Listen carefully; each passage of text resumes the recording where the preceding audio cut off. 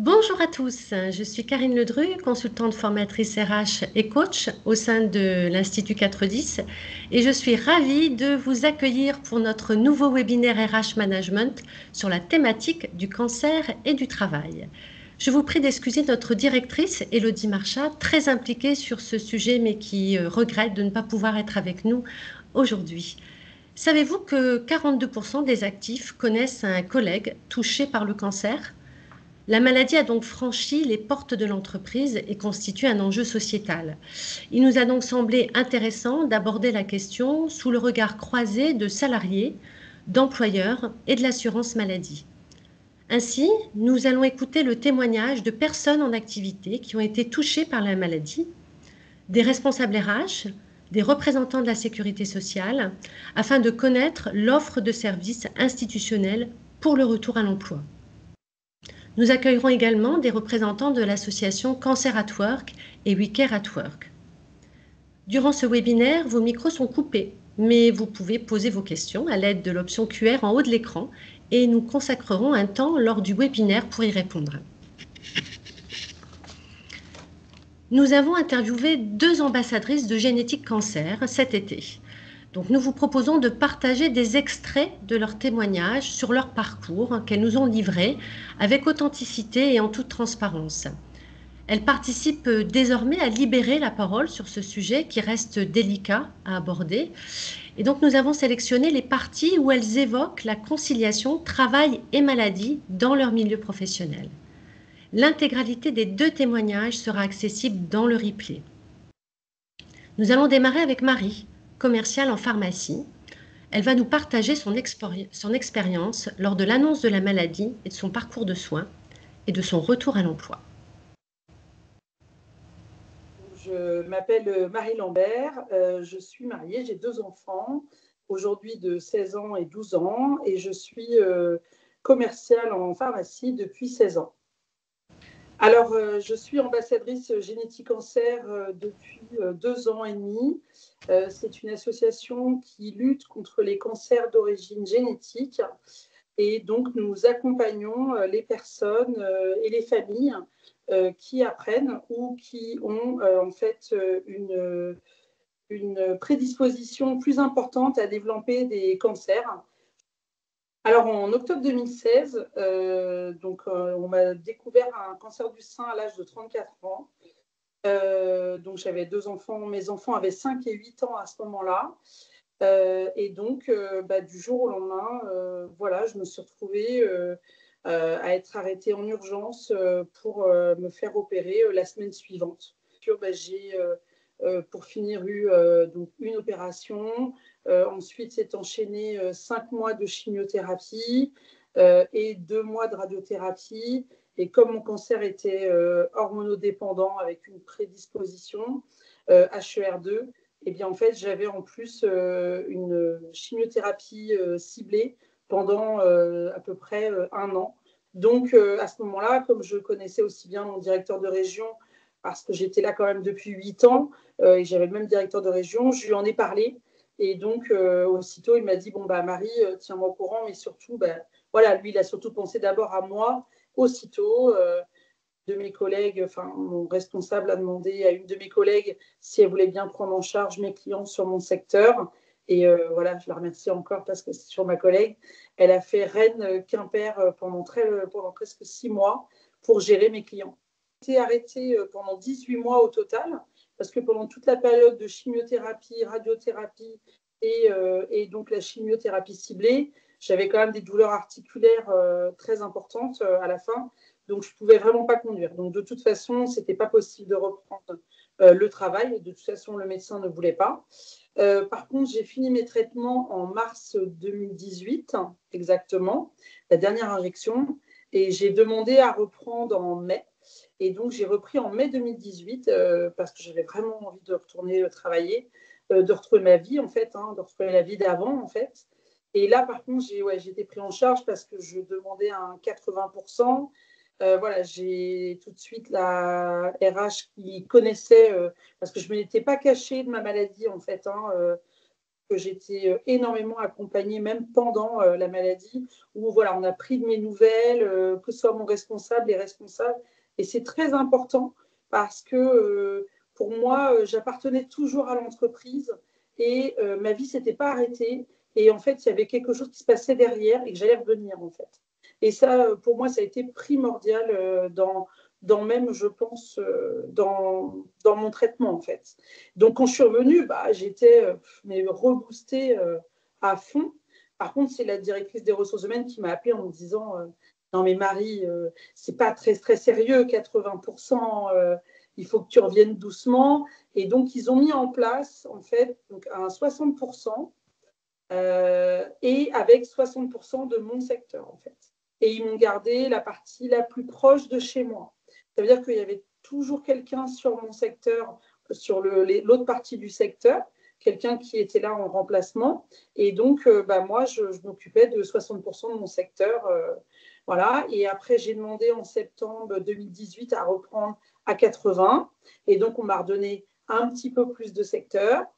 Voilà, donc j'étais hyper contente de retrouver tous mes clients. Et puis en novembre 2018, j'ai demandé à reprendre à 100%. J'ai dit à mon directeur de région de ne pas le cacher à l'entreprise en disant voilà, tu peux le dire et il n'y a pas de souci. De toute façon, ça va se savoir et ça ne sert à rien de le cacher en fait. Voilà, c'était plus ma vision des choses en fait. Et bien, 6 mois après ma reprise, on m'annonce que mon cancer en fait est génétique. Voilà, donc là, ça a été un peu la douche froide. Donc, je me suis retrouvée avec ce truc. On m'a dit, voilà, le risque, il est presque de 98% d'en faire d'autres, vu mon âge. Donc, en fait, c'est presque comme si on m'annonçait un deuxième. C'est un peu. J'avais jamais entendu parler de ça avant. Et donc, j'ai décidé lors d'un duo avec mon responsable, d'en parler avec lui. Et en effet, après, je me suis retrouvée avec plusieurs périodes où donc j'ai fait le choix de faire les chirurgies préventives pour éviter d'avoir d'autres cancers. Donc, ça s'est fait en 2020. En juin, j'ai fait une ablation totale des ovaires.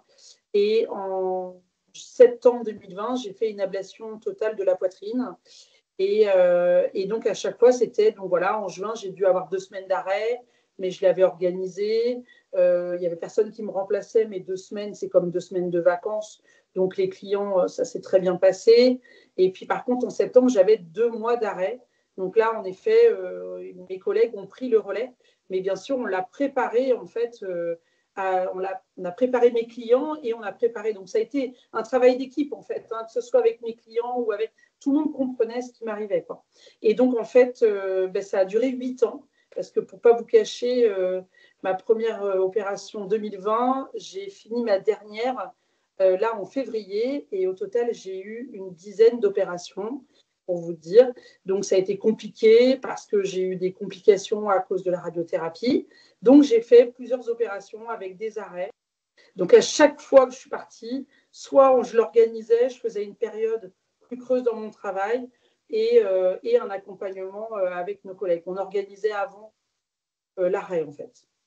Pour ma part, parce que je pense que voilà, après, chacun le vit aussi individuellement différemment. Et il n'y a pas de jugement, en fait, à avoir.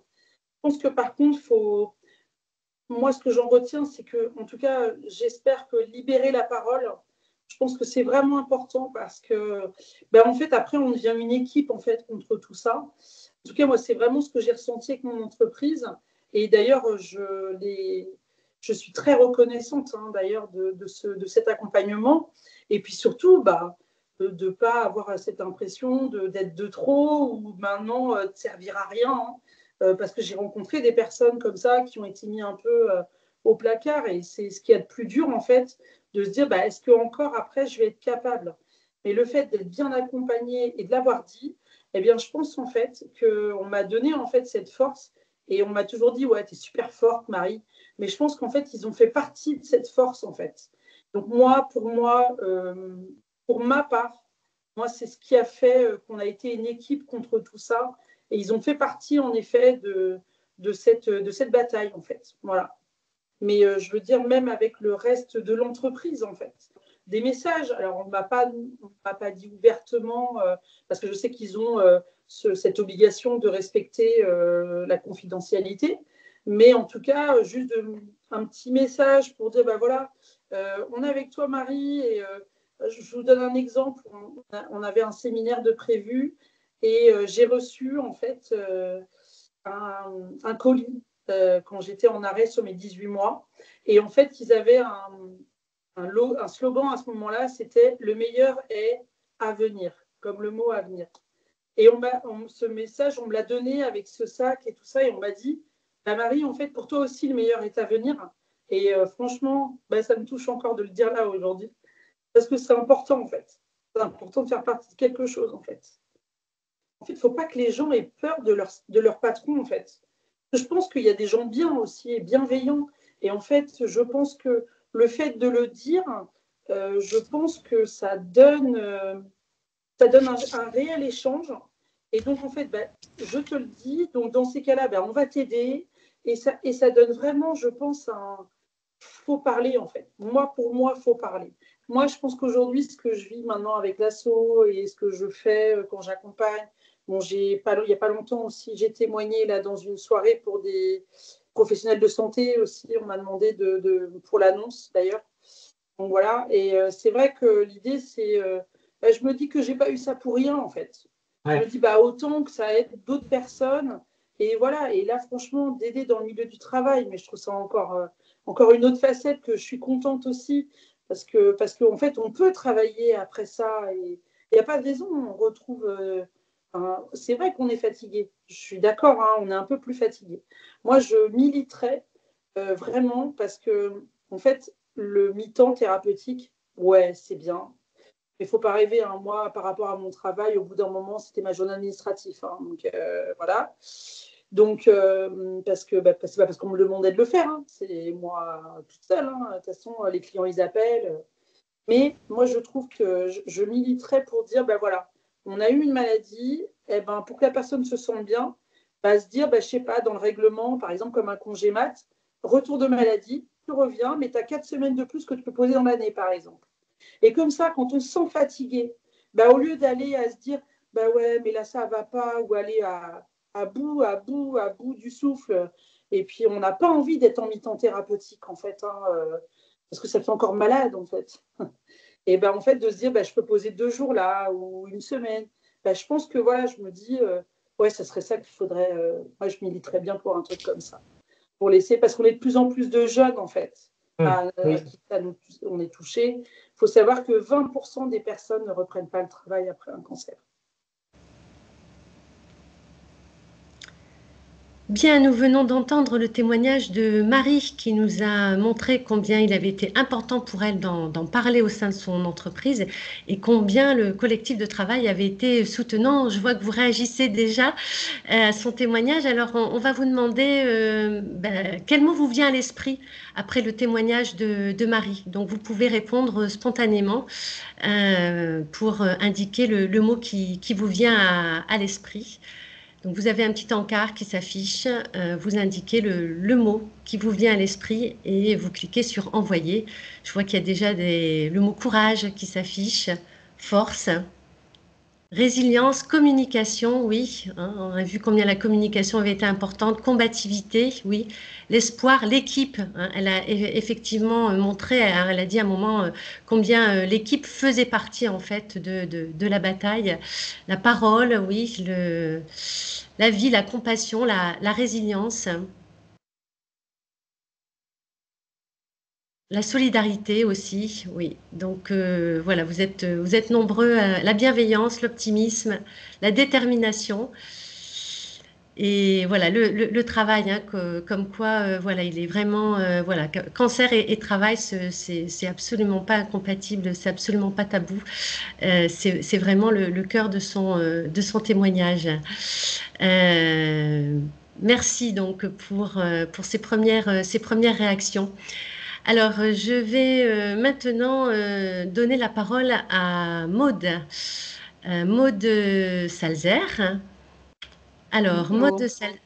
Maude Salzer, vous êtes responsable RH de Duo Solutions et vous venez d'entendre, donc, comme nous tous, le témoignage de Marie, qui a donc fait le choix d'en parler au sein de son entreprise et qui nous a démontré aussi combien l'accompagnement de toutes les strates de l'entreprise, direction, RH, collègues, a été soutenant pour elle. Et elle a même indiqué à un moment que toute son entreprise avait été partie prenante de la bataille. Alors vous, quel mot vous est venu à l'esprit à l'issue du témoignage de Marie, Maude? Je dirais courageuse, parce que Courageuse. franchement, en entendant son témoignage, ça force le respect. Donc, c'est une histoire difficile, mais on Mhm. voit la force du collectif dans ces moments-là. C'est très touchant. Très bien. Alors effectivement, hein, on voit la force du collectif, elle l'a rappelé à plusieurs occasions. Alors, vous, en tant que responsable RH, voilà, comment vous accompagnez un salarié qui vous annonce qu'il a atteint d'un cancer? Est-ce que vous pouvez nous raconter une expérience que vous avez déjà vécue? Oui, alors je pense que ça fait partie de ces moments particuliers où on est partagé avec une casquette effectivement de responsable RH d'entreprise, mais avec toute la sensibilité qu'on peut avoir en fonction de Mhm, son histoire. Donc on a forcément une attention particulière déjà dans les échanges, dans la parole, le fait de pouvoir annoncer ça, que ça s'exprime d'ailleurs, parce que ça ne s'exprime pas toujours. mhm, Il y a des situations dans lesquelles les collaborateurs préfèrent garder ça pour eux, sont assez pudiques, donc on respecte ça. Et puis si jamais il y a effectivement un dialogue qui s'instaure et qu'on pense qu'on peut accompagner au mieux dans ces moments-là, ben, c'est vrai qu'on rentre dans une relation très particulière et très intéressante pour pouvoir accompagner. J'allais dire que dans ces moments-là, moi, l'objectif, c'est que nous soyons, en tant qu'employeurs, le moins contraignant possible dans la mesure de ce qu'on peut faire pour mhm, accompagner la période. Donc, il peut y avoir un arrêt maladie. Moi, ça m'est arrivé d'accompagner des personnes, dont une en particulier, pour laquelle c'était une récidive d'un cancer. Euh, et forcément, il y a un retour à l'emploi. Marie en parlait tout à l'heure. On reprend parfois à temps partiel. Avec, là, en l'occurrence, moi, un aménagement de poste, par exemple, qui a permis de faciliter le retour au travail, d'amoindrir les douleurs et de pouvoir organiser l'environnement de travail de façon à favoriser la santé. Donc ça s'est fait en lien avec la médecine du travail, en accompagnant la salariée, parce que là, pour le coup, il y avait une histoire de pudeur. Elle ne voulait pas que l'entreprise soit impactée par sa situation, ce qui nous n'avait même pas de sens en mhm. réfléchissant comme ça, mais c'était important d'entendre ce qu'elle elle avait à dire. Donc l'accompagner, faire des essais, du test de matériel, la mise en place de choses. Euh, et puis au fur et à mesure d'expliquer tout ça, de discuter, de s'assurer que ça fonctionne, de s'assurer que voilà, les conditions sont optimum pour pouvoir permettre une reprise dans le meilleur des cas à temps complet. Là, ce qui n'a pas été le cas sur cette situation-là, puisque malheureusement, ça a été une procédure d'invalidité et d'inaptitude. Mais pour le coup, dans cette situation précise, là, l'objectif, ça a été, en tout cas pour moi, dans l'accompagnement, c'était de faciliter les choses, d'expliquer tout au long du processus pour rassurer, parce que c'est des mots qui peuvent faire peur, c'est des procédures qui peuvent faire peur. qui sont jamais faciles à vivre parce qu'il y a un deuil de quelque chose à faire, en plus de certainement celui de la maladie aussi, de gestion de toutes ces situations. Et donc, c'est beaucoup de discussions, beaucoup d'accompagnement, beaucoup d'explications tout au long du processus, avant, pendant, même après. Même une fois que l'histoire s'est terminée, voilà, de s'assurer que tout est bon et puis avec beaucoup d'écoute et de bienveillance en restant à la place qui doit être la mienne, même si forcément à un moment donné, personnellement, il y a forcément quelque chose de nous à un moment donné qui intervient dans l'histoire, hein. Donc, si je comprends bien par rapport à la situation de la salariée que vous venez d'évoquer, donc vous l'avez accompagnée tout au long de son arrêt de travail. Donc, ça veut dire que vous êtes resté en lien avec elle Oui. pendant son arrêt de travail. Et c'est vrai que c'est toujours un petit peu difficile quand on est responsable RH de savoir si on peut maintenir le lien, enfin, on peut contacter la personne pendant son arrêt de travail. Et donc, vous avez fait le choix, effectivement, de rester en contact, de maintenir le lien avec elle, c'est bien ça? Alors, c'était une proposition. Et là, pour D'accord. le coup, c'est pas moi qui décide. Ça va être si la collaboratrice ou si le collaborateur accepte. Moi, ça me paraît important. Donc, c'est quelque chose auquel, voilà, on en discute et on se dit, voilà, si je veux prendre des nouvelles régulièrement, est-ce que c'est possible? C'est vrai que pour moi, c'était d'abord ne pas empiéter sur quelque chose où je n'aurais pas de place à avoir. Donc, Mhm. j'ai préféré avoir la validation D'accord. effectivement, Donc, voilà. autorisé. Voilà, vous lui avez proposé et puis après, elle vous a autorisé finalement à prendre contact avec elle pour Oui, son retour à l'emploi. Et puis oui, après, voilà, ça, vous nous disiez, ça s'est soldé finalement par une invalidité, une procédure d'inaptitude. J'imagine que ne serait-ce que déjà le terme procédure oui, d'inaptitude, ça doit être oui, compliqué. Et puis, bon, pour les RH, bon, on sait ce que c'est. Bon, un salarié, c'est plus difficile. Donc, vous avez expliqué aussi, c'est ça, cette procédure, comment ça s'est c'est ça. passé? Ben, c'est vrai que c'est des mots qui font peur. Déjà, une invalidité, ça renvoie à quelque chose, certainement, je le vis pas, moi, je l'ai pas vécu, mais j'ai vu ce que ça faisait de prendre conscience de cette situation-là. C'est-à-dire qu'on Mhm, vous dit à un moment donné, vous ne pouvez plus travailler, donc il faut accepter ça. Et mhm, nous, derrière, on déclenche il y a tout un tas de rendez-vous, de procédures qui sont liées voilà, à tout ce qui doit être fait. Et c'est vrai mhm, que, ben, en parallèle d'accepter cette situation, il faut aussi vivre l'interruption du contrat, in fine, avec l'employeur. Et donc, mhm, l'objectif, c'était de rester sur des explications permanentes pour rassurer, pour répondre aux questions mhm, dès qu'il y en avait. Voilà, moi j'étais disponible par téléphone et régulièrement, voilà, on échangeait en se disant voilà, il va se passer ça maintenant, la prochaine étape c'est ça, il va y avoir ça comme rendez-vous important, tu vas recevoir tel courrier, ça va être en recommandé, sois pas surprise, etc. Pour essayer enfin, de vivre ça le mieux possible mhm, en sachant ce qui va arriver. Ça me semblait en tout cas important mhm. dans Oui, cette démarche-là. voilà, de lui expliquer toutes les étapes de la procédure, en Oui, fait, qu'elle exactement. ne soit pas étonnée et que vous puissiez la rassurer. Oui. Très bien. Et d'après ce que j'entends dans votre témoignage, bon, ça s'est soldé bien sûr par une procédure d'inaptitude, mais vous avez gardé contact avec elle après la rupture Oui. du contrat de travail? Oui. Oui, alors après, je fais pas ça avec tout le monde, mais en l'occurrence, forcément, il y a des choses très particulières qu'on vit dans ces moments-là, Mhm, qui rapprochent. Et puis, il y a aussi, je pense, à tout un tas d'atomes crochus par ailleurs, qui font qu'il y a eu cette relation particulière. Mais c'est vraiment important aussi, par rapport à d'autres collaborateurs que j'ai pu accompagner. C'est pas parce qu'ils sont revenus au travail que tout va bien. C'est mhm, aussi finalement dans la durée de régulièrement prendre des nouvelles. Donc là, ben, la personne est partie de l'entreprise, donc ça me permet de garder un lien quand même et avec plaisir. Mais pour les mhm, collaborateurs qui restent en entreprise, c'est aussi, après plusieurs mois, d'aller et au fur et à mesure, régulièrement, de s'assurer que tout va bien. Parce mhm. qu'il peut y avoir parfois des contre-coups qui n'ont pas eu lieu pendant la maladie et qui ont lieu après. Donc, il Donc y a une c'est une attention, attention, j'allais dire. ouais, voilà, c'est une attention particulière et régulière, Exactement. en fait. Ouais. D'accord, Sans très bien. stigmatiser et sans enfermer à chaque fois la personne dans ce qu'elle a vécu, hein, vraiment Mhm. avec le Oui, respect qu'il faut. donc ça veut dire que c'est du sur-mesure, en fait, Ce que vous faites, c'est du sur-mesure par rapport aux différentes situations et aux différents souhaits en fait des personnes concernées. Vous adaptez en fait votre posture par rapport à la situation et aux souhaits Oui, du exactement. salarié. Comme chaque situation est particulière, que ce soit pour la maladie ou pour d'autres difficultés. En tout cas, moi, j'ai à cœur dans mon métier de le faire comme ça. Après, Mhm. Ben, ça s'entend. Merci beaucoup, Maud, je vous en prie. pour, pour ce témoignage. Donc, vous pouvez poser des questions qu'on reprendra ensuite avec le QR, à l'option QR. Donc, voilà, vous pouvez utiliser cette option. Nous allons maintenant enchaîner avec le témoignage de Fanny.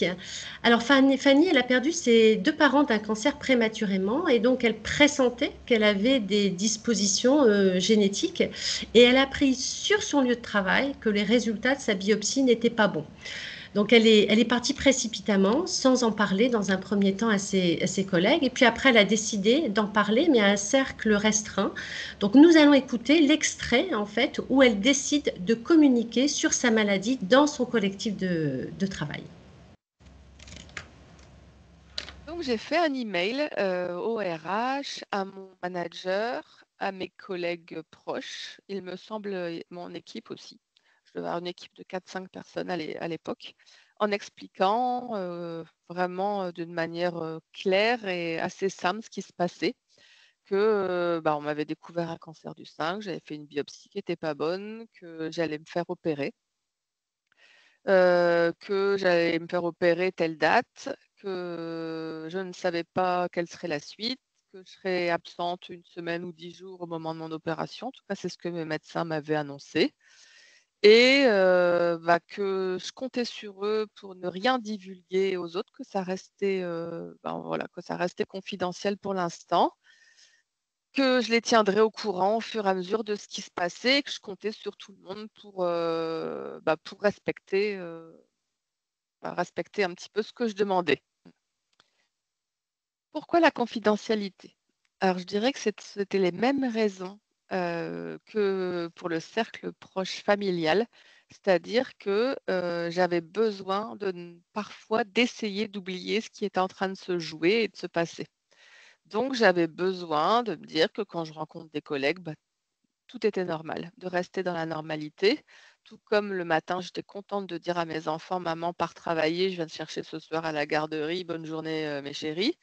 Et là, c'était un peu la même chose. C'est-à-dire que je savais que forcément mon cercle restreint professionnel savait, mais tous les autres ne savaient pas et je voulais avoir cette impression de normalité. En fait, je voulais garder cette impression de normalité parce que c'est ça qui m'a aidée à tenir.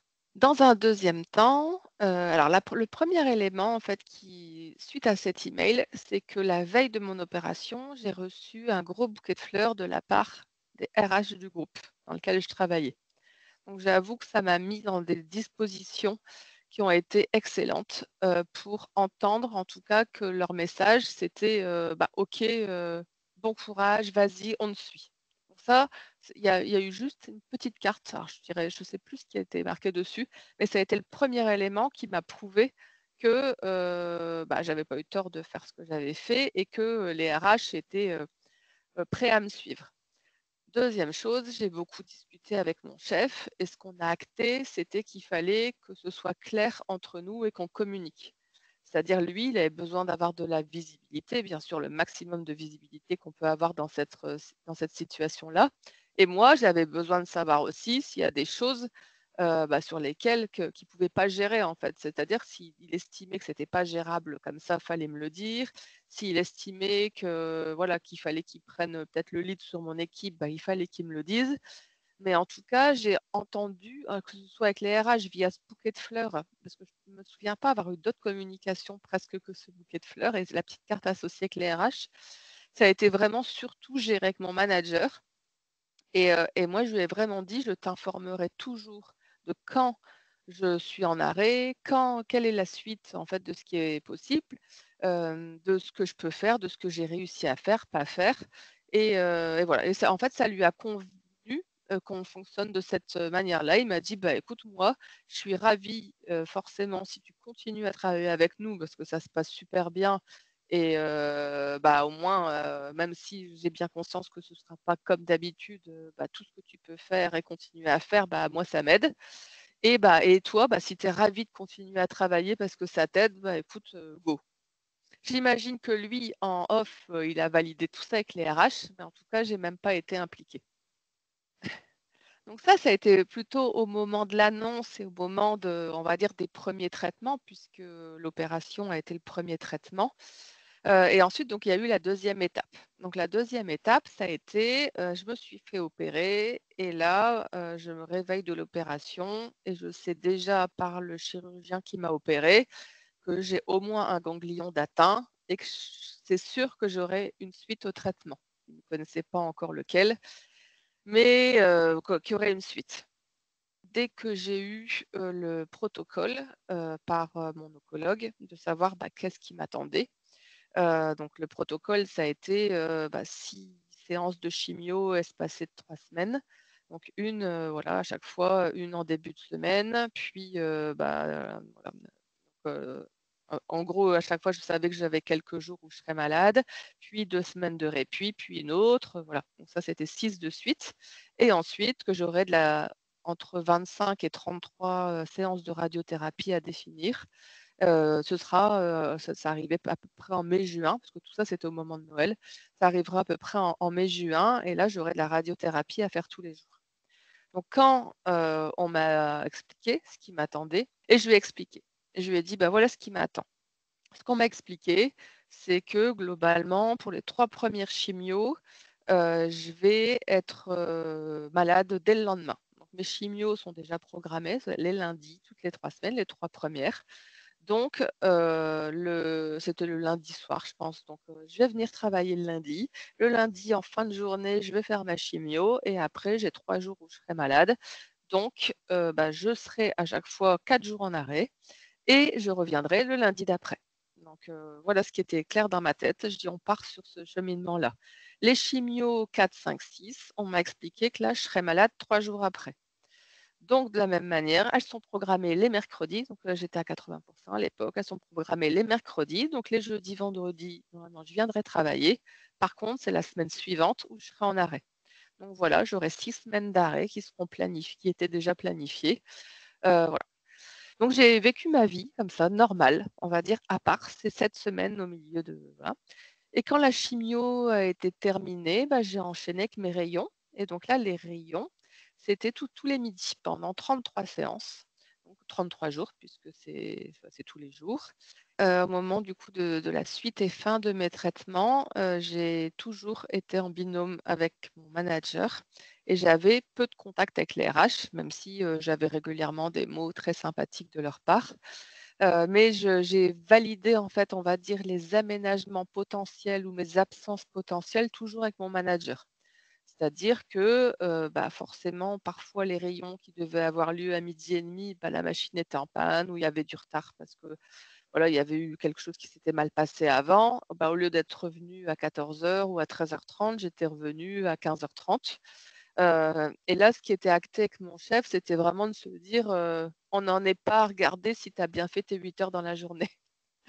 On est bien d'accord là-dessus, surtout que j'avais toujours eu tendance à, quand je faisais des plus petites journées, pour une raison X ou Y, parce que j'avais quand même 3 enfants en bas âge qui ont eu tous la varicelle à ce moment-là et tous les maux, on va dire, des enfants de ces âges-là.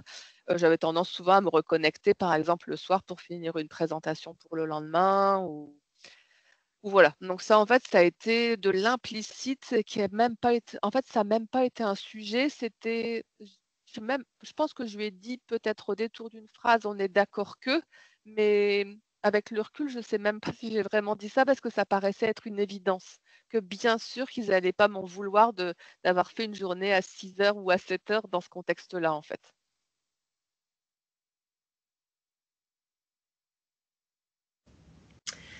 Bien, alors nous venons d'entendre un autre témoignage, celui de Fanny, qui a une réaction un peu différente de celle de Marie, hein, puisqu'elle n'a pas souhaité en fait parler de sa maladie pour rester dans une normalité. Elle en a parlé à un cercle très restreint. Et elle a tissé un lien privilégié en fait avec son manager, hein. On a vu combien la transparence de part et d'autre, hein, était importante. Alors, on vient d'entendre, hein, ces deux témoignages individuels et on voit, hein, combien l'entreprise, hein, fait partie de l'équipe, hein, pour combattre la maladie. Alors, avant de vous partager des chiffres plus globaux, je vous propose de répondre à la question suivante. À votre avis, sur 1200 personnes qui apprennent qu'elles sont atteintes d'un cancer, combien sont en activité? Donc, vous avez 3 propositions, 200, 400 ou 800. Alors, pour le moment, nous avons un peu plus de réponses à 800, mais c'est quand même très partagé entre 400 et 800. 800, 41%, 400, 41% également, et 20% pour 200. Mhm. Très bien, merci, merci Sybille. Oui, ça bouge un petit peu. Oui, on voit 42% pour 400, 38 pour 800 et 18% pour 200. Eh bien, c'est 400 la bonne réponse. Donc, vous voyez qu'un tiers, en fait, hein, des personnes qui apprennent qu'elles ont un cancer sont en activité, hein. Alors, vous allez voir quelques chiffres aussi de la Ligue contre le cancer. Donc, vous voyez qu'une personne sur 2 atteinte d'un cancer à moins de 65 ans. Avec l'allongement de la durée du travail, le taux de guérison des cancers aussi qui ne cesse d'augmenter, et ça bien sûr c'est une très bonne nouvelle, le nombre de patients aussi en rémission qui augmente, ça veut dire que le retour à l'emploi devient donc un enjeu sociétal qui intéresse toutes les entreprises et à tous les niveaux. Donc, ce qui veut dire que, en fait, en tant que RH, en tant que manager, en tant que collègue, vous allez être confronté à la situation d'une personne de votre entourage professionnel qui va vous annoncer qu'elle est atteinte d'un cancer. Alors, Jean-Luc Fourré, donc vous êtes président de l'Association nationale des directeurs de ressources humaines de Poitou-Charentes. Et donc, j'aimerais savoir comment est abordée finalement la question du cancer dans les entreprises. Est-ce que c'est un sujet tabou ou est-ce qu'il est librement partagé, selon vous? Bonjour à tous. Alors, par rapport à votre question, je dirais que ça a été par le passé un sujet tabou. À l'époque, on n'avait pas les moyens de communication qu'on connaît aujourd'hui. Aujourd'hui, ça ne l'est plus. C'est un sujet qui est librement abordé, ou du moins assez naturellement. D'accord. Donc, il y a eu un véritable changement, en fait, par rapport au traitement de cette question qui est plus largement partagée dans les entreprises. Est-ce que, vous pouvez illustrer ce que vous avez rencontré dans votre mission, hein, de DRH, une situation particulière qui vous a marqué? Alors, oui, j'ai été confronté à plusieurs situations à titre personnel, et je connais aussi des collègues de la NDRH qui ont été confrontés. Mhm. Je dirais que ce qui ressort de ces expériences, c'est un peu aussi ce qu'on a entendu au travers des témoignages de Marie et de Fanny, c'est que finalement, il n'y a pas de solution toute faite et que c'est du sur-mesure et qu'on doit s'adapter à chaque situation et à chaque personne, à chaque sensibilité. Mhm. Donc, chaque cas est différent. Il faut être à l'écoute, il faut être disponible, il faut avoir envie d'accompagner. Mais en fait, on rentre dans la gestion des émotions. Et la Mhm. gestion des émotions, c'est quelque chose qui est très complexe. Il y a beaucoup de subjectifs, de ressentis dans les réactions des personnes et de nous-mêmes en tant que RH ou Mhm. manager vis-à-vis de notre propre vécu. Et donc, tout ça rentre en ligne de compte. Mais en tout état de cause, en tant que RH, c'est là que rentre vraiment en compte la dimension H de notre métier, l'humain. Et à Mhm. chaque fois, il va falloir s'adapter et gérer la situation au cas par cas. Mhm. Euh, avec Alors pour moi, pour aussi compléter par rapport à un cas qui m'a marqué, c'était une membre de mon équipe qui a eu un cancer du sein et avec ensuite plusieurs récidives. Mhm. Et sur la première annonce du cancer, on en a discuté très librement. Il se voit que j'étais en plus son manager, donc RH et manager, et la personne qui était une vraie battante a souhaité continuer à travailler, d'autant plus que je lui proposais. Je lui disais, écoute, tu as un cancer, ça arrive à d'autres, il va falloir se battre et trouver les moyens de guérir, faire tout ce qu'il faut pour guérir. Nous, en tant qu'entreprise et moi, en tant que manager, nous serons là pour t'accompagner et pour faire en sorte que le travail ne soit pas une difficulté pour toi. Mhm. Donc, il faut avoir en tête aussi qu'on a pas mal de salariés qui, lorsqu'ils sont lorsqu'ils ont l'annonce de l'atteinte d'un cancer, ont également une crainte vis-à-vis de ce que ça pourrait entraîner vis-à-vis de leur emploi. Eh Perdre oui. leur emploi, perdre des Mhm. responsabilités. Je pense que notre rôle de dirigeant, de manager, de RH, c'est de rassurer la personne sur le fait qu'il n'y aura pas de conséquences à la gestion de la maladie et du traitement vis-à-vis du travail et qu'on trouvera toutes les solutions possibles pour que ça se passe au mieux en fonction du souhait de la personne. Et Mhm. comme le disait Maud très justement tout à l'heure, il ne s'agit pas d'imposer notre propre vision des choses, mais d'être à l'écoute de ce que la personne souhaite en fonction des différentes options qui sont possibles et de s'adapter et de proposer quelque chose qui permette à la personne d'être le mieux possible dans son emploi, si elle le souhaite, ou dans sa maladie, si elle est un peu éloignée de l'emploi. Mhm. Oui, donc si je comprends bien par rapport à votre témoignage, c'est que, comme le disait Maud tout à l'heure, c'est en fait du sur-mesure. Il n'y a pas de solution qui marche dans tous les cas. Ce qui est important, c'est de ce que vous disiez, hein, de rester à l'écoute, être disponible et puis adapter en fait en fonction des besoins de la personne et de la rassurer, hein. Je crois que voilà, vous avez Ouais. utilisé ce terme-là, montrer que bah, l'entreprise est là et de rassurer la personne qui, en plus de la maladie, peut avoir des craintes par rapport à la perte de son emploi ou la perte de ses responsabilités. En tant que président de la NDRH, est-ce que vous pouvez nous parler des 11 engagements en fait, de la NDRH pour améliorer l'accompagnement des salariés touchés par le cancer, hein?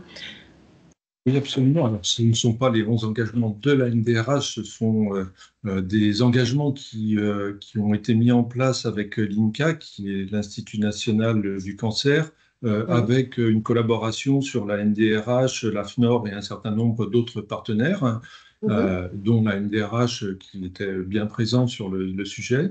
Et donc, ces 11 engagements, qui sont une sorte de charte de gestion d'une annonce de cancer ou de cancer au travail, c'est le premier, maintenir un lien en proposant aux salariés absents de le tenir au courant de l'actualité et des évolutions de l'entreprise afin de lui permettre de conserver un sentiment d'appartenance. Mhm. Le deuxième, informer et sensibiliser le salarié sur l'intérêt de la visite de pré-reprise afin de lui permettre d'exprimer ses attentes et de construire avec lui, le cas échéant, un nouveau projet professionnel. Le troisième, construire avec le salarié un parcours de maintien ou de reprise en adéquation avec son projet autour des actions suivantes. Bon, je ne rentrerai pas dans le détail, le document sera communiqué, je crois, après Mhm. le webinaire. Sensibiliser et informer les acteurs de l'organisation concernée, les professionnels des ressources humaines, les managers, les représentants des salariés sur les effets des pathologies cancéreuses et leurs conséquences au travail. Former les référents aux entretiens de retour à l'emploi et à l'accompagnement des managers. Accompagner les managers dans la gestion du collectif de travail impacté par cette nouvelle organisation. Mettre à disposition des salariés des offres d'associations de patients et d'usagers du système de santé. Diffuser auprès de l'ensemble des salariés des outils d'information et de promotion de la santé, en particulier ceux mis à disposition par les organismes publics. Mettre en œuvre des actions concrètes de promotion de la santé. Établir un bilan annuel et participer au club des entreprises pour échanger sur les bonnes pratiques et faire le point sur les différentes actions mises en place. D'accord. Donc on voit effectivement ces 11 engagements qui touchent à la fois le salarié, et qui montrent combien le maintien du lien est important, mais l'implication aussi des autres acteurs, la formation des managers également. Donc ça peut donner effectivement des pistes déjà aux entreprises pour gérer ce type de situation. Alors, par rapport au maintien du lien et par rapport aussi à l'information de la visite de pré-reprise, hein, parce que effectivement, ça c'est un outil intéressant pour penser le retour à l'emploi. Il y a aussi le rendez-vous de liaison qui a été introduit et instauré par la loi du 2 août 2021. Comment il a utilisé ce rendez-vous de liaison? Est-ce que vous avez voilà, des retours d'expérience par rapport à ça? Alors, pour être très transparent, je n'ai pas beaucoup de retours d'expérience sur l'utilisation du rendez-vous de liaison. D'accord. Donc, je sais, et on l'a entendu au travers des différents témoignages, qu'il y a toujours un lien qui est gardé avec, ou presque toujours un lien qui est gardé avec le salarié atteint d'un cancer. Mhm. L'organisation du rendez-vous de liaison tel qu'il a été défini par la loi du 2 août 2021, j'en ai pas entendu parler beaucoup dans la sphère AMDA. D'accord. Très bien. Après, je peux en Bien. dire plus et vous dire ce que c'est, mais Alors peut-être, oui, peut-être pour les personnes qui, voilà, qui participent au webinaire et qui ne connaissent pas ce rendez-vous de liaison, oui, si vous pouvez l'expliquer. donc c'est un dispositif de prévention de la désinsertion professionnelle Oui. qui consiste à anticiper la perte d'une activité professionnelle pour des raisons de santé ou de situation de handicap. Ça s'inscrit dans ce cadre-là.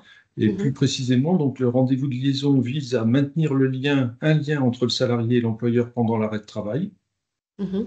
informer le salarié qu'il peut bénéficier d'actions de prévention de la désinsertion professionnelle, formation, reclassement, informer le salarié qu'il peut bénéficier d'un rendez-vous de pré-reprise et informer le salarié qu'il peut bénéficier de mesures d'aménagement du poste et ou du temps de travail. Mhm. Donc c'est Et bien un c'est un rendez-vous. rendez-vous qui s'organise avec la médecine du travail. Oui. Donc c'est bien un rendez-vous en fait entre l'employeur et le salarié, à l'initiative ou de l'employeur ou du salarié d'ailleurs, hein. Et Absolument. c'est voilà, hein, c'est pas un rendez-vous médical, c'est un rendez-vous voilà qui est destiné à finalement donner des informations réciproques et préparer, montrer les outils qui peuvent exister et préparer le retour à l'emploi de la personne. Mm. Très bien. Alors, peut-être pour conclure, quels conseils vous pourriez donner à vos collègues RH pour aborder la question du cancer au travail? Et puis peut-être aussi, quels sont les travers dans lesquels il faut pas tomber, en fait? Est-ce que vous pourriez voilà, nous donner deux types de conseils? Alors je dirais écouter, ne pas imposer sa propre vision des choses, Oui, apporter du soutien, rassurer, oui, garder le d'accord. lien, ne pas juger, accompagner. Et pour ce qui est du travers, ne pas envahir la sphère personnelle du salarié contre son gré. Voilà. Oui. Mhm. Oui, qu'il n'ait pas l'impression que, effectivement, l'employeur soit intrusif, en fait, Mm. par rapport à sa situation personnelle. Très bien, merci beaucoup Jean-Luc. Alors, je vais vous garder, je vais vous demander aussi à Maud de revenir parce que là, on a vu l'accompagnement individuel hein, finalement des salariés atteints d'un cancer, mais l'annonce de la pathologie pardon, d'un salarié et son accompagnement aussi peut avoir des impacts sur le collectif de travail, impact émotionnel. Hein, ça peut voilà, être douloureux, difficile pour un collègue d'apprendre que bah, son collègue est atteint d'un cancer. Ça peut avoir un impact aussi organisationnel, on l'a vu hein, aussi avec Marie et Fanny, hein, où l'équipe a repris une partie de leur travail. Alors, vous, voilà, comment vous annoncez à un collectif qu'un de leurs collègues est atteint d'un cancer? Et d'ailleurs, est-ce que c'est vous qui l'annoncez? Et puis, comment vous accompagnez en fait ce collectif? Effectivement, Moi, je j'allais dire que dirais, c'est pas forcément. Pardon. J'ai vu mon image, donc je me suis dit, allez, j'y vais. Allez-y, Maud. Euh, Qu'est-ce que je voulais dire? Oui. Alors, En fait, par c'est rapport, pas forcément, ouais, c'est pas forcément les RH qui vont annoncer, parce que là, pour le coup, c'est plus une histoire d'équipe, de travail au quotidien. Alors, sauf à être effectivement très très proche des équipes et en permanence sur le site, voilà, ça dépend des configurations d'entreprise. Mhm, Euh, En tout cas, à notre niveau, ça se joue plutôt au niveau des équipes, au niveau des responsables directs, mhm, qui là, pour le coup, vont échanger avec, bien évidemment, la validation du collaborateur ou de la collaboratrice sur le fait de parler de sa maladie, mhm, et d'être d'accord sur le fait éventuellement d'en parler ou de mhm, parler d'une absence longue durée. mhm, Et effectivement, de s'assurer que voilà, que cette annonce-là, alors j'allais dire là, c'est plus notre place de RH, c'est d'accompagner pour le coup ceux qui vont qui vont faire l'annonce, de leur dire voilà, il peut y avoir des choses qui vont faire écho avec certaines autres personnes et peut-être aussi avoir un effet ricochet ou une inquiétude, une inquiétude sur la situation personnelle, la situation de l'équipe, l'organisation.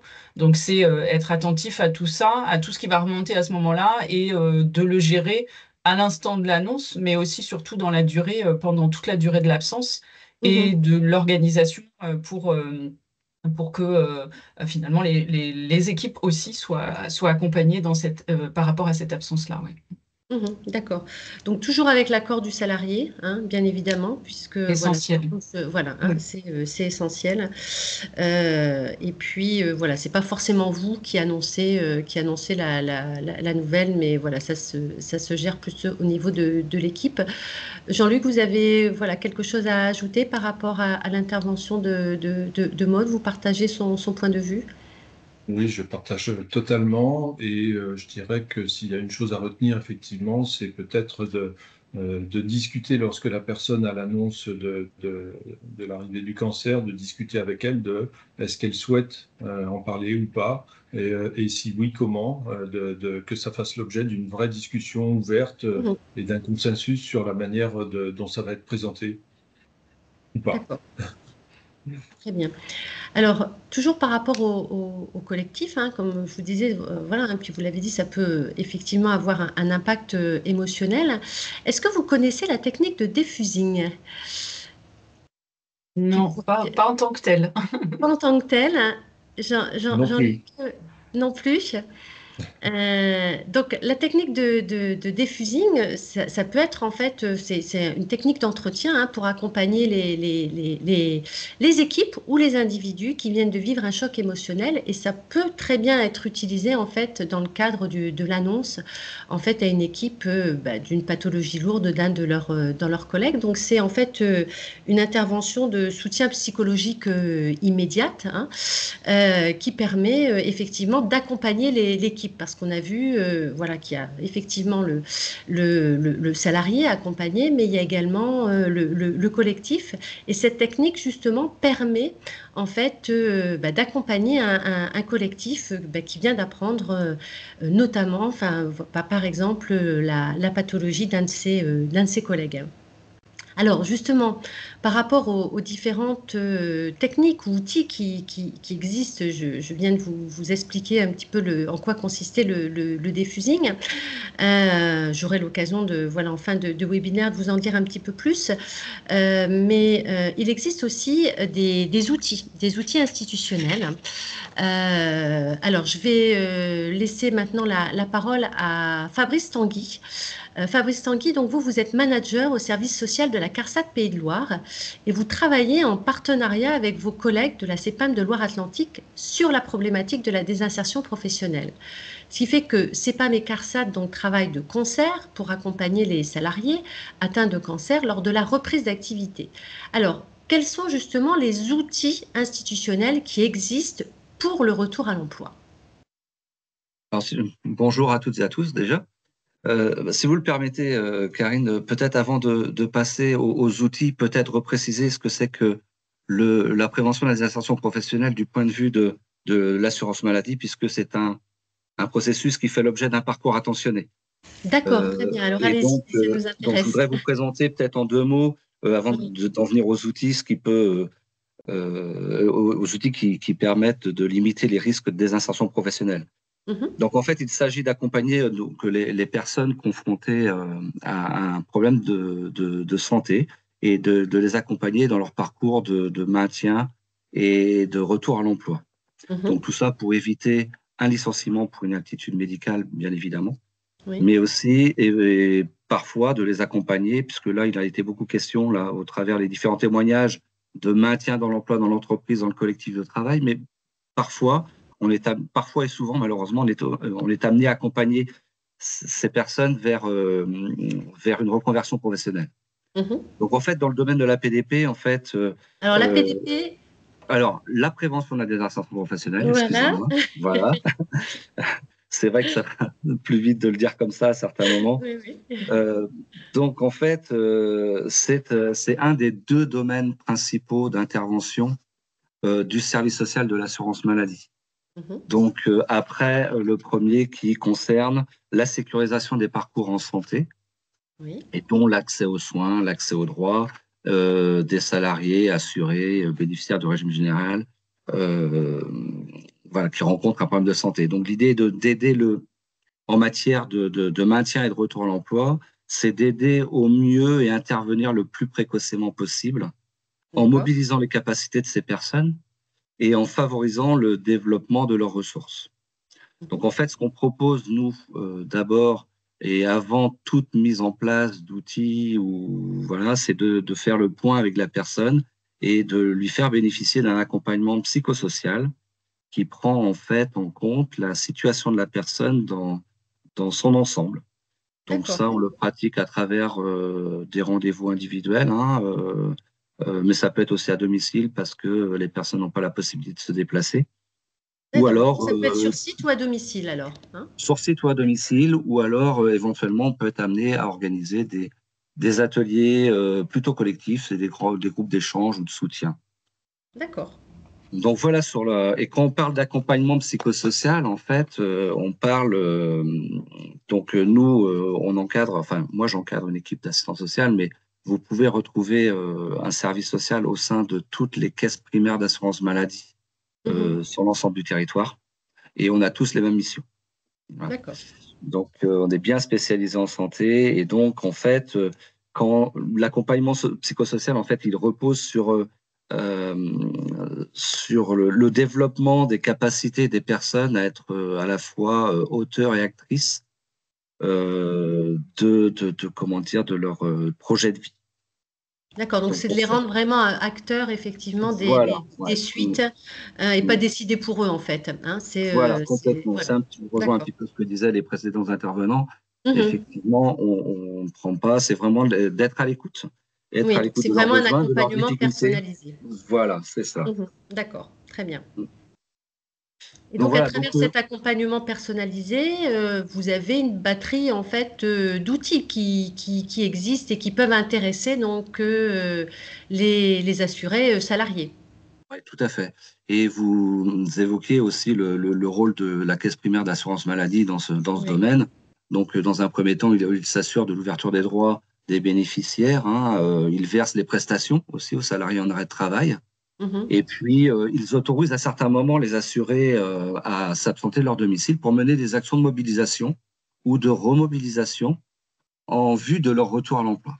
Donc, c'est D'accord. pour ça qu'on travaille de concert avec eux, Oui. puisque nous, dans le cadre de nos activités, on est amené à orienter ou à préconiser des mesures ou activer des outils, justement, en lien avec le maintien dans l'emploi. Et ça, on le fait en général de concert, enfin, en tout cas en concertation, pas tout seul dans notre coin, bien souvent avec l'aide du médecin prescripteur de l'arrêt de travail, donc c'est souvent les médecins généralistes, mais aussi et beaucoup avec les médecins du travail.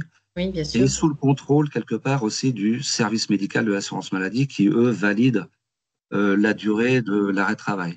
Alors, il faut savoir que ce sont des processus quand même très longs qui demandent du temps parce qu'il y a le temps du soin pour la personne confrontée à un problème de santé, et puis il y a le temps de l'accompagnement qui peut être variable selon les personnes. Et finalement, on a une équipe pluridisciplinaire qui est mobilisée en fait pour la personne. Tout à fait.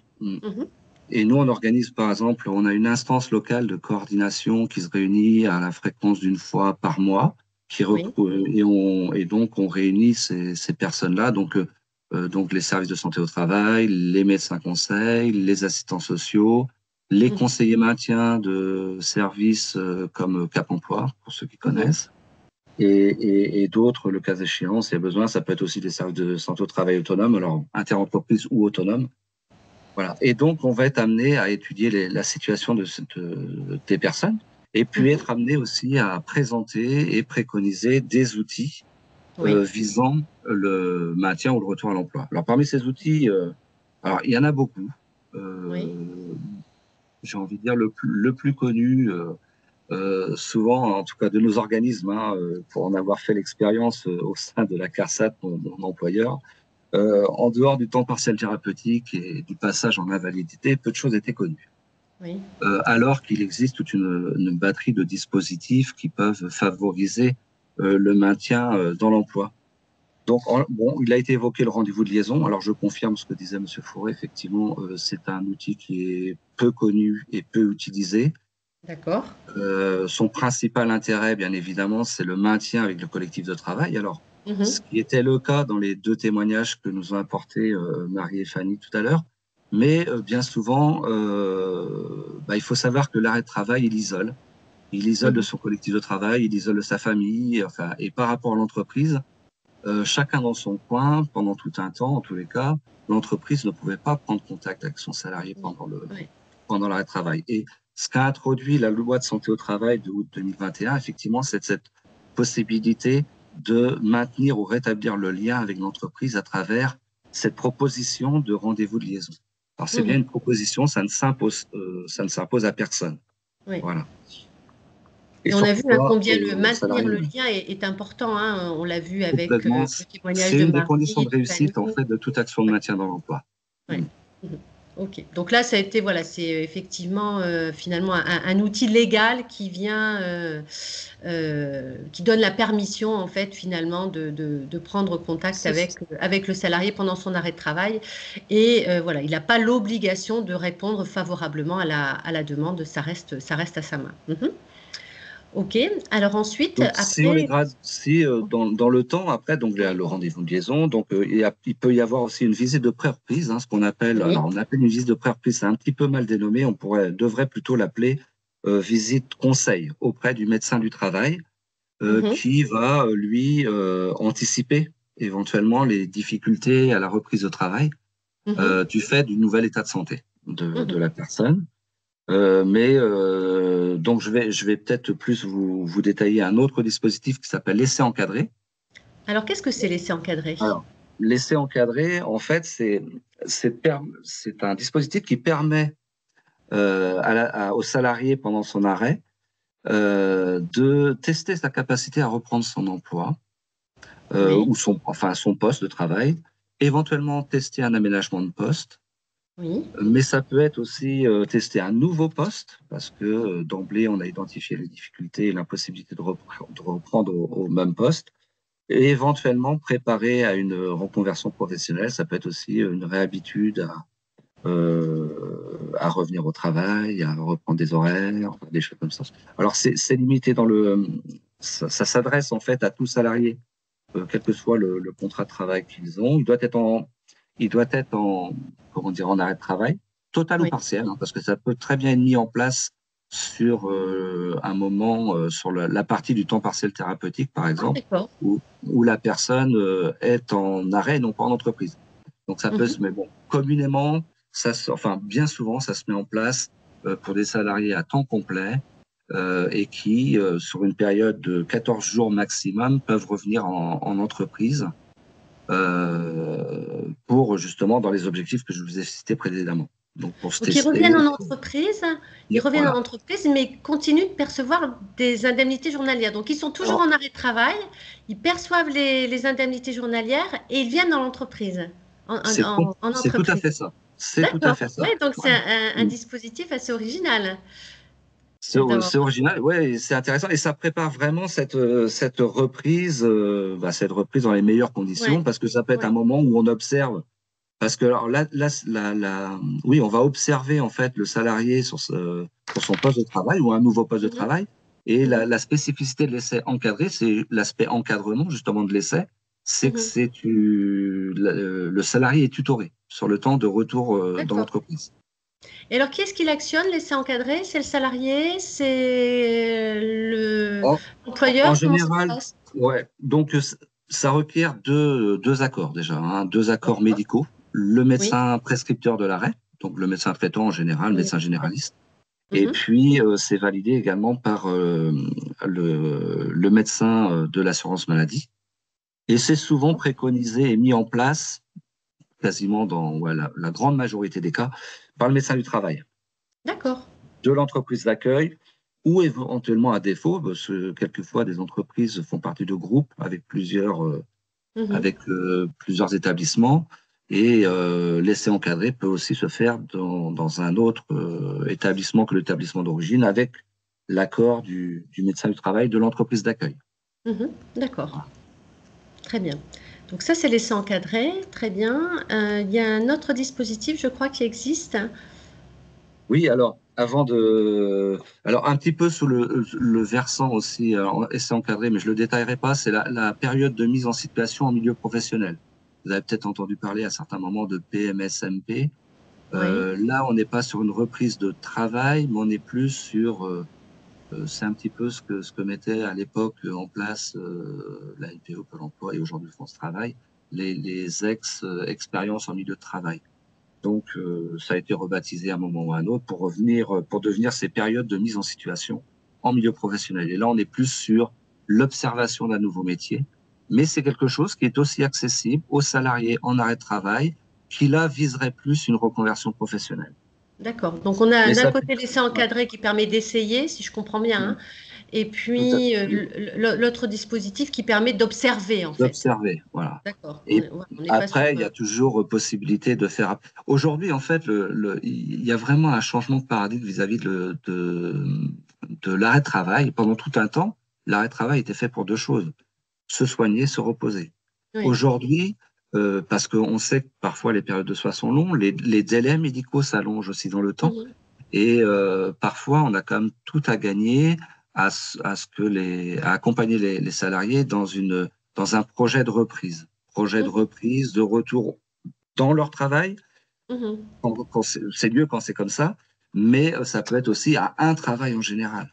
Et donc, tout le temps qui pourrait être mis à profit pendant l'arrêt, ça sera bénéfique pour la reprise.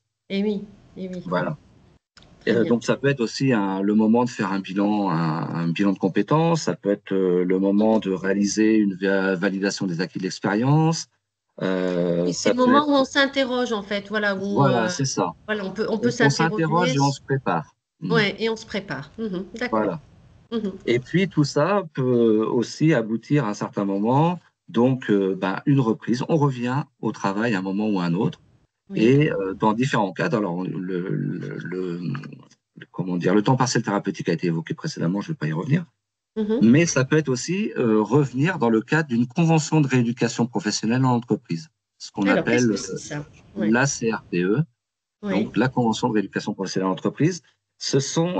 En fait, c'est un dispositif. En fait, là, on est dans un contexte de reprise de travail.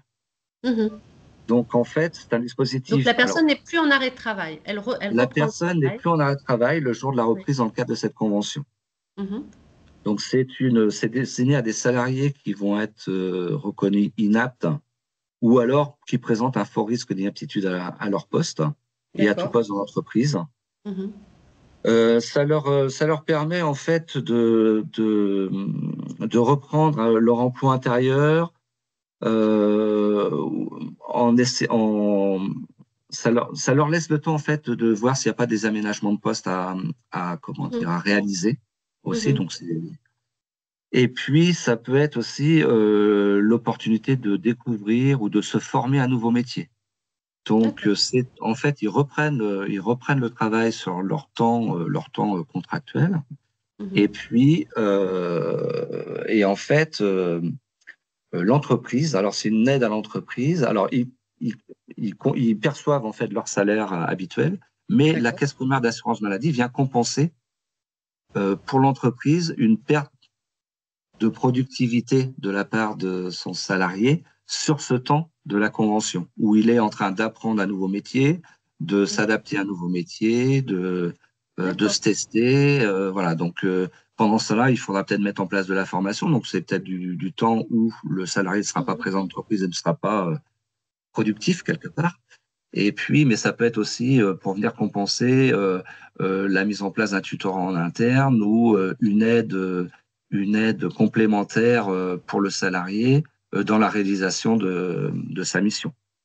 Donc, c'est Voilà. totalement Et tout ça, transparent pour le salarié, ouais, puisque lui, complètement. il garde son salaire. Par contre, Alors, c'est l'entreprise transparent, mais est il aidée. signe quand même cette convention. Il est signataire de cette convention Il est avec. signataire de la convention. Voilà, il est C'est signataire transparent avec au niveau de son salaire. l'entreprise. Voilà, c'est ça. D'accord. Et ça, Alors, ça peut durer combien de temps? Alors, ça peut être, c'est dans la limite de 18 mois maximum. D'accord. Donc, on voit que c'est quand même des durées quand même assez conséquentes. Oui. Comment dire, en général, on observe plutôt des périodes aux alentours de 6 mois. C'est 6 mois et c'est renouvelable une fois ou 2 fois dans la limite de 18 mois.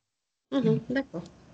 Alors, il y a des petites subtilités après dans l'application, dans le financement, choses comme ça, mais je ne veux pas rentrer trop dans le détail. Je préfère plutôt rester sur le général. Et en tous les cas, soit les services de santé au travail, soit le service social de l'assurance maladie seront tout à fait à même, voire les services en lien avec le maintien dans l'emploi dans les caisses primaires, qui peuvent être de bons interlocuteurs des employeurs sur ces questions-là.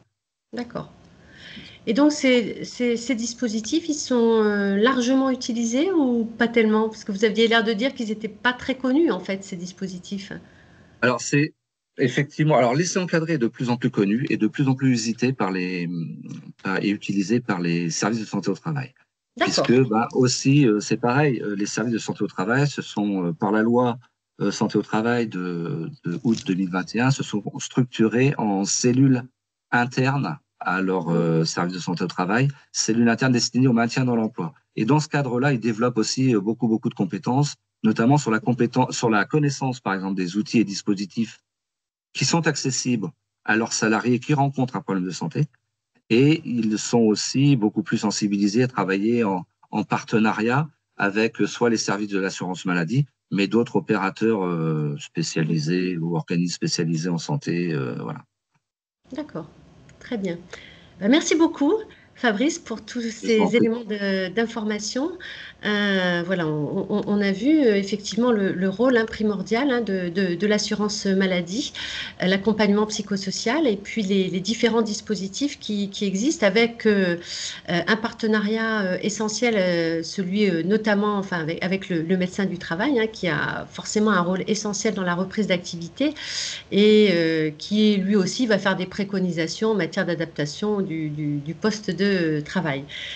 Bien, alors nous allons passer maintenant à un autre témoignage.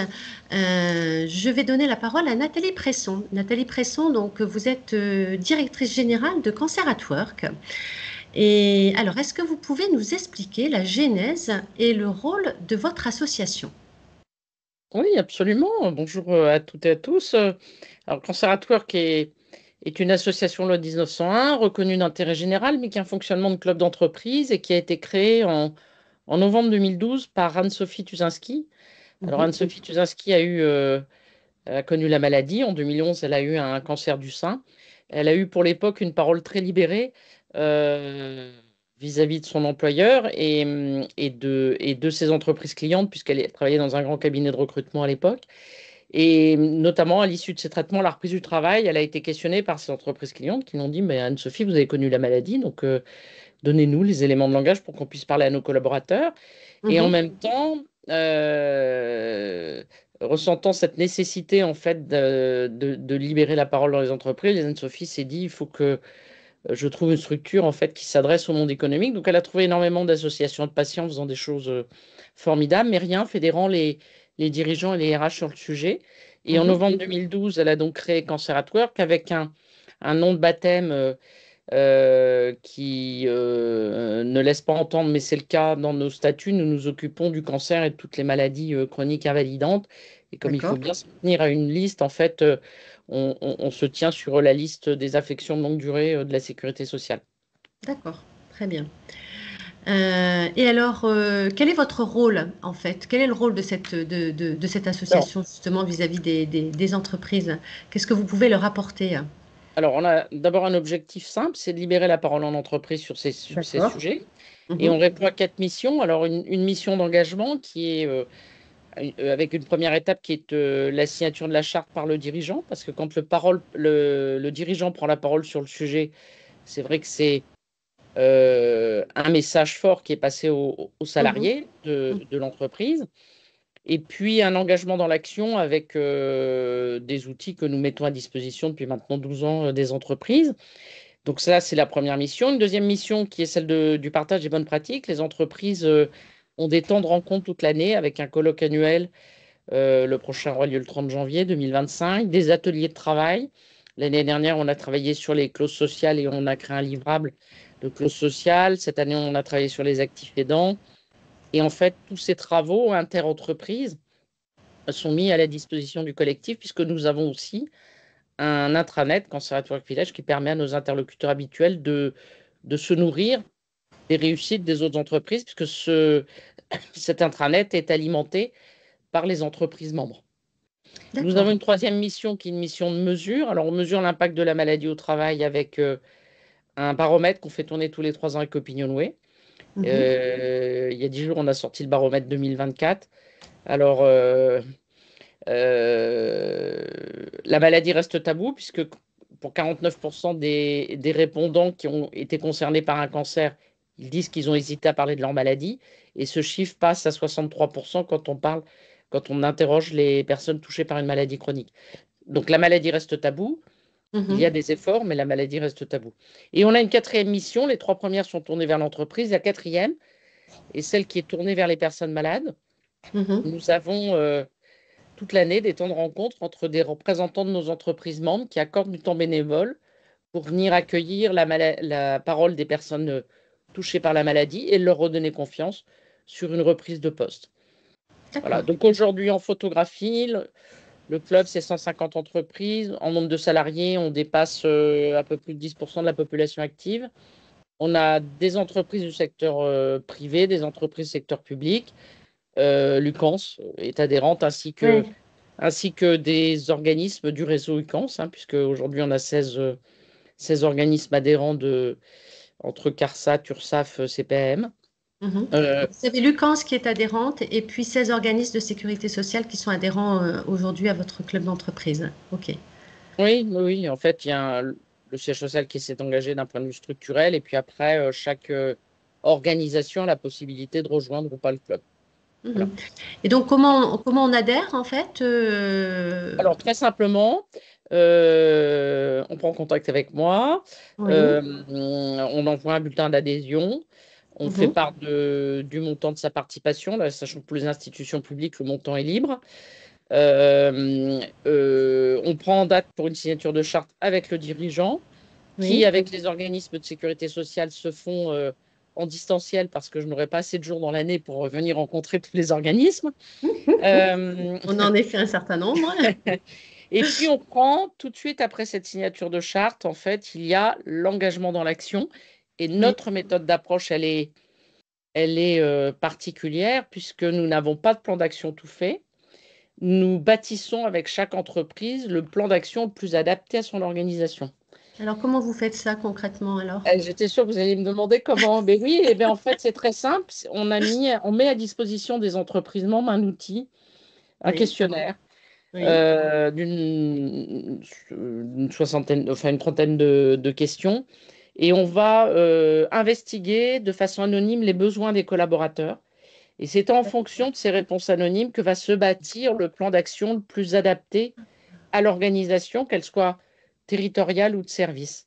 Donc c'est pour ça que nous n'avons pas de plan d'action tout fait. Évidemment, au bout de 12 ans, les résultats du baromètre donnent souvent 2 aspects. Le premier aspect, la nécessité de recommuniquer sur ce que fait l'employeur. Et souvent, l'employeur fait plus que le légal. D'accord. Et à cela, on ne communique pas dessus, par contre. C'est ce que vous êtes en train de dire. Et c'est pour ça qu'a été créé avec les entreprises membres un outil barométrique, un livret personnalisable qui Mhm. permet aux entreprises membres de s'en saisir et de remplir des blancs et de recommuniquer en fait aux Ouais. collaborateurs. Et le deuxième aspect qui sort souvent, c'est la nécessité, peut-être pas jusqu'à former, mais sensibiliser les managers à ce qu'est Oui, la maladie au travail. Voilà les oui. deux grands aspects, mais après, j'ai d'autres, parfois des résultats de baromètre qui donnent aussi d'autres actions qui sont à court terme, à moyen terme, voire à long terme. Ça arrive Mhm. également. D'accord. Donc, si je comprends bien, vous proposez en fait aux adhérents un diagnostic à partir effectivement des besoins des collaborateurs et ensuite un accompagnement pour construire un plan d'action personnalisé et inscrire finalement dans la politique RH Alors, la question de la santé, enfin, la oui, question de la alors, maladie au travail, c'est bien ça? oui, alors sachant que comme on veut absolument rendre l'entreprise autonome sur le sujet, on ne fait Oui, surtout pas la place des RH. On leur d'accord. donne l'ensemble des outils, supports que nous avons, on est à leur écoute évidemment, Oui, mais oui, on ne fait pas leur place. Surtout, oui. c'est eux qui doivent initier le sujet. Mhm. Et on a créé il y a 6 ans à la demande des entreprises membres un label. Et ce Mhm. label, il est intégrable dans les rapports extra-financiers, il correspond à tous les standards nationaux et internationaux de RSE et il permet, un, de valoriser les bonnes pratiques et Oui, deux, de permettre à l'entreprise de progresser sur ses actions.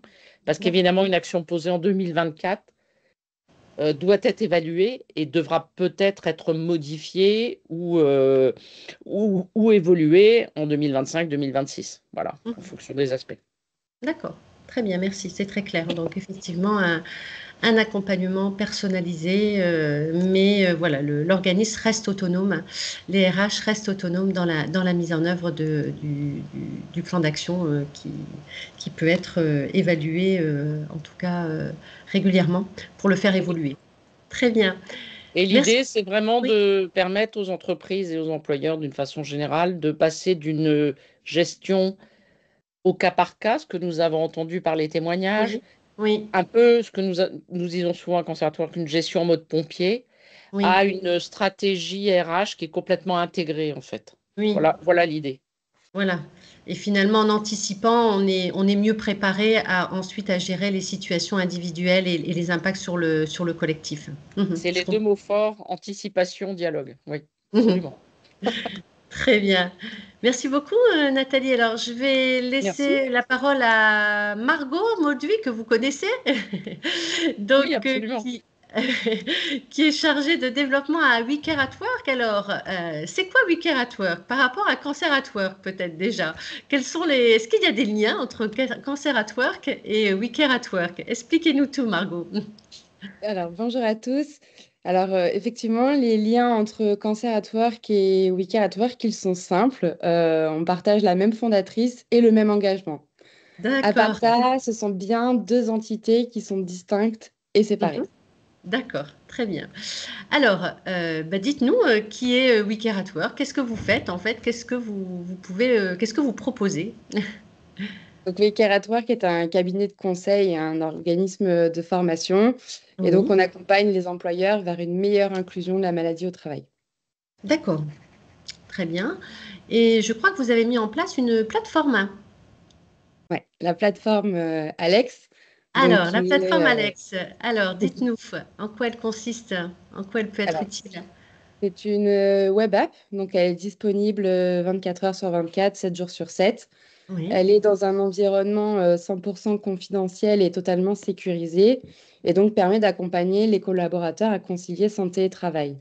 d'accord. On va pouvoir y retrouver différents espaces, avec notamment un espace bien-être pour prendre soin de soi, un Mhm, espace de prévention, donc pour mieux connaître les pathologies. On va aussi y retrouver un espace d'e-learning pour pouvoir monter en compétences sur certaines thématiques. mhm, Des espaces d'accompagnement qui vont à la fois permettre de pouvoir centraliser les dispositifs légaux, donc en fonction des 4 temps de la maladie, mais aussi les dispositifs qu'on a évoqués tout au long de ce webinaire avec voilà, la visite de pré-reprise, l'entretien de liaison. C'est vraiment un outil qui va permettre de pouvoir tout centraliser, mais aussi des éléments de posture. Donc là aussi, avec tous les bons conseils qu'on a retrouvés dans ce webinaire, la gestion des émotions, voilà. Et Et alors, elle est destinée à qui, cette plateforme? alors, la web app, historiquement, elle était destinée aux collaborateurs patients, donc aux Mhm. malades. Et en fait, très rapidement, on a ressenti un manque et un véritable besoin. Il y avait une demande. Mhm. Il y avait des managers qui se connectaient pour essayer de trouver des réponses. Donc, on a créé un espace spécifique pour les managers et un spécifique pour les aidants. Mhm. D'accord. Donc voilà, en tant qu'aidant, je peux me connecter, en tant que manager, je peux me connecter, en tant que personne impactée par la maladie, je peux me connecter. C'est ça. Et donc, tous les espaces sont accessibles par tout le monde, en fait. Il n'y a pas d'espaces qui sont ouverts en fonction des profils. C'est vraiment tout le monde peut avoir accès à toutes les informations. Et je peux même, si je comprends bien, même si je ne suis pas touchée par la maladie, en tout cas me connecter, avoir des bons conseils de prévention pour diminuer le risque de maladie. C'est bien ça. Voilà, tout à fait. C'est gratuit? Alors, Alex est un outil qui est payant hein, Oui. aujourd'hui. L'employeur l'achète pour le déployer auprès de ses collaborateurs. D'accord. Mais nous, on a un partenariat avec Lucans. Oui. Donc, tous les organismes de la sécurité sociale aujourd'hui peuvent accéder gratuitement à Alex. Donc, pour se connecter, c'est très simple. Vous avez juste à scanner le QR code qui est à l'écran et à vous créer un compte en remplissant bien le code de connexion qui va vous permettre de vous rattacher à Lucans, qui est Lucans pardon, en majuscule 21 point d'exclamation. Très bien, donc ça c'est une très bonne nouvelle. Ça veut dire que tous les salariés en fait de la sécurité sociale peuvent se connecter sur cette plateforme. Donc de toute façon, voilà, tous les éléments seront bien sûr dans le replay et dans les documents que nous donnerons à la suite du webinaire. Merci beaucoup Margot Merci pour beaucoup. pour ces éléments d'information, hein. Alors,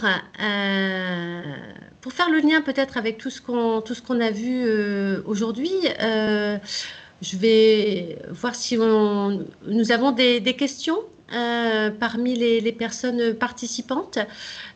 Olivier, est-ce que nous avons des questions qui émergent? Alors, on avait une question Oui. concernant notamment le témoignage de Maud Salzer sur le fait que une personne s'interrogeait à savoir pourquoi est-ce que c'était elle qui avait été contactée et pas forcément le manager. Pour Alors, l'accompagnement de cette salariée-là? Oui, tout oui. à fait. Ok. Alors effectivement, là, ça dépend du positionnement du manager et de la relation qu'on peut avoir aussi avec certains collaborateurs plus ou moins proches. Mais effectivement, en parallèle, et j'ai oublié de le préciser tout à l'heure, donc finalement, ça me donne l'occasion maintenant de le faire, qu'en parallèle de la démarche que moi j'ai pu faire pour accompagner cette collaboratrice, il y avait toujours un contact avec le manager en Mhm. parallèle, mais qui était Oui. pour le coup pas sur des considérations techniques de procédure, Mhm. mais voilà, plutôt sur les échanges par rapport au métier, par rapport au dossier, par rapport voilà, toute la continuité de l'activité, effectivement. Donc en fait, cette personne avait deux portes d'entrée, les RH et son manager, Exactement. voilà, pour pouvoir répondre à toutes ces questions.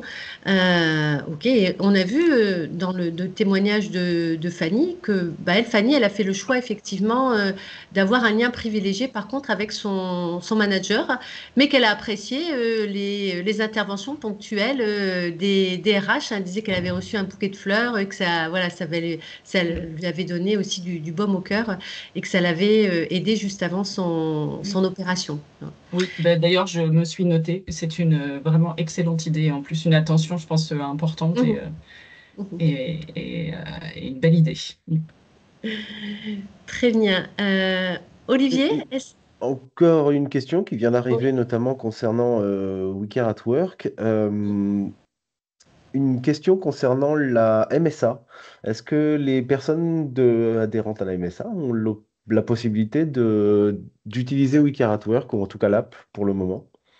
Alors, pour le moment, l'application est destinée, parce que comme on reprend les dispositifs légaux, principalement au régime général de la sécurité sociale. Mhm. Cette année, on a lancé aussi pour le régime général des collectivités territoriales. Donc, en fait, progressivement, on essaie d'enrichir avec les différents régimes Mais voilà, pour l'instant, la MSA et le régime agricole ne sont pas encore couverts dans Alex. Mais ça ne saurait tarder. Mais ça ne saurait tarder, parce que voilà. Et je vais m'en profiter, vous garder pour me faire le relais d'une question technique. A priori, il semblerait que le nombre de connexions est toujours limité. Alors, le nombre de connexions était limité sur le papier. L'objectif, c'était qu'il n'y ait pas, alors je ne sais plus combien vous êtes exactement à Lucans, mais je crois que vous y a plus de 160 000 collaborateurs. Que, voilà, les 160 000 ne se connectent pas d'un coup. Après, on sait que c'est pas possible, ça n'arrive pas. Donc, vous pouvez communiquer largement sur Alex. On s'occupe de gérer le nombre de connexions derrière. D'accord. Donc, Super, merci qui beaucoup. peut Et être puis, facilement résolu. OK. en tout cas, voilà, on peut clore au niveau des questions. Les autres, on a pu y répondre au cours et au fur et à mesure. Ah. D'accord. Très bien. Merci beaucoup, Olivier. Alors, Monsieur Fouret, vous levez la main. Donc, vous vouliez intervenir? Vous vouliez ajouter quelque chose peut-être, Jean-Luc? Oui, absolument. Oui. Je voulais ajouter quelque chose par rapport à tout ce qu'on a entendu. Oui. On a beaucoup parlé de reprise du travail, de retour au travail, et je pense qu'on n'a pas trop parlé, à part dans les témoignages de famille et de mari, du maintien dans l'emploi. Et je Oui. pense que c'est important lorsqu'on a quelqu'un qui nous annonce qu'il est atteint d'une maladie et du cancer, de pouvoir proposer ça comme option si c'est compatible avec le travail de la personne et avec son traitement, parce que dans tous les cas que j'ai pu expérimenter personnellement, ça a vraiment été, dans le retour que nous ont fait les salariés, ça a vraiment été un élément positif de la gestion de la maladie. Oui, il y a des personnes, effectivement, dans la mesure où elles le peuvent, qui préfèrent finalement, en tout cas, rester sur leur poste de travail avec des aménagements éventuels, mais que finalement, le travail permet aussi, c'est ce que disait un petit peu Fanny, de rester dans une vie normale. En tout cas, c'était son souhait, elle avait ce souhait de normalité et le maintien dans l'emploi y concourt finalement. Absolument. Ouais. Très bien, merci beaucoup. Ça évite de ruminer sur la maladie Voilà. entre les traitements. Donc, si c'est compatible, si le maintien dans l'emploi est compatible entre deux phases de traitement, c'est une solution qui, dans certaines entreprises, peut être proposée. Nous, on le propose systématiquement dans mon entreprise et c'est généralement accepté. Je crois qu'il y a eu un cas qui n'avait pas donné lieu au maintien. C'est généralement bien accueilli et bien sûr, ça se fait en lien, j'imagine, avec le médecin du travail. Merci beaucoup. Alors, pour faire le lien avec la thématique de notre webinaire, vous rappelez qu'on a un certain nombre de formations qui peuvent vous aider aussi à accompagner les salariés, les équipes par rapport à cette problématique. Donc, il y a mené un entretien suite à un événement traumatogène. En fait, c'est la technique de diffusing dont je vous parlais. Qui permet en 2 jours d'être formé à ce soutien psychologique immédiat. Il y a également mené des entretiens avec des salariés en mal-être. Il y a intégré la qualité de vie dans ses pratiques de management. Il y a aussi un certain nombre de formations concernant le handicap qui s'affichent sur votre écran. Donc voilà, tout ça, ce sont des offres de formation. Donc on a intégré le handicap dans ses pratiques de recrutement et d'intégration, détecter les cas de maintien dans l'emploi. Donc ça peut faire effectivement écho à ce que vous disiez, Jean-Luc, et accompagner pour lutter contre la désinsertion professionnelle et prendre en compte le handicap en milieu professionnel. Alors, les liens sont dans le chat, donc vous pouvez y recourir. Et par rapport à notre offre de formation et par rapport à cette thématique, on réfléchit en fait à la construction d'une offre sur mesure à destination des RH, des managers, pour accompagner justement les salariés et les collectifs de travail confrontés au cancer, mêlant, on a vu, la dimension humaine et la dimension juridique.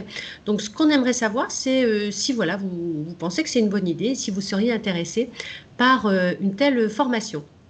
Donc, vous pouvez envoyer votre réponse dès maintenant.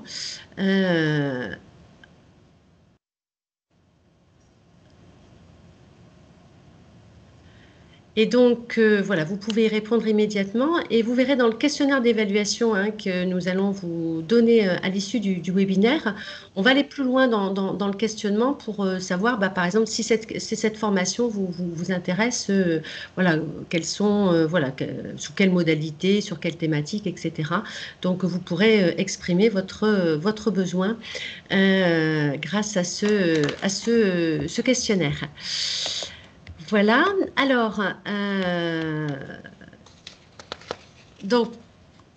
donc vous avez l'évaluation, enfin voilà, pour évaluer le webinaire, vous avez le lien dans le chat. Donc vraiment, on est toujours très preneur de vos retours pour faire évoluer aussi nos webinaires et puis répondre à vos besoins.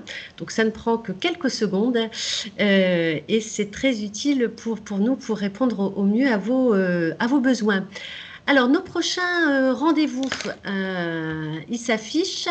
Ah, je vois que vous êtes à 94% intéressés par cette offre sur mesure, donc nous allons y plancher. Alors, nos prochains rendez-vous. Donc, vous connaissez maintenant nos rendez-vous droit du travail. C'est le 6e rendez-vous animé par mon collègue Arnaud Collin, 14 novembre, 14h. Donc, voilà, vous pouvez vous inscrire. Et paye en poche, cette nouvelle formule qui va connaître son 3e numéro, le 27 janvier, de 14 à 15, et qui est pilotée par ma collègue Caroline Capel. Voilà, alors il me reste maintenant à remercier tous nos intervenants, vraiment. Donc, merci bien sûr à Marie et à Fanny de Génétique Cancer pour avoir partagé à livre ouvert leur vécu. Bien sûr, je remercie également Maud Salzer et Jean-Luc Fourré pour ce regard RH. Je remercie également Fabrice Tanguy pour la partie institutionnelle et sa collègue de la CEPAM, Solène Rao, qui a participé à la préparation de ce webinaire. Je remercie également Nathalie Presson et Margot Mauduit. Et puis mes collègues Sybille, Mathilde, Sylvain, Olivier, et 1000 merci à ma collègue Tiffaine qui s'est engagée à 2000% sur ce webinaire et qui a été vraiment d'une aide précieuse. Donc merci à tous en tout cas pour votre attention, pour votre participation à ce webinaire. J'espère qu'il va contribuer à libérer la parole, libérer aussi les actions. Vous avez vu que voilà, c'était la question du cancer au travail a une dimension multidimensionnelle, systémique, et qu'elle intéresse, qui est un vrai enjeu sociétal et qu'elle intéresse particulièrement l'entreprise à quelque niveau que nous soyons. Donc merci encore et puis je vous souhaite une bonne fin d'après-midi. Merci beaucoup.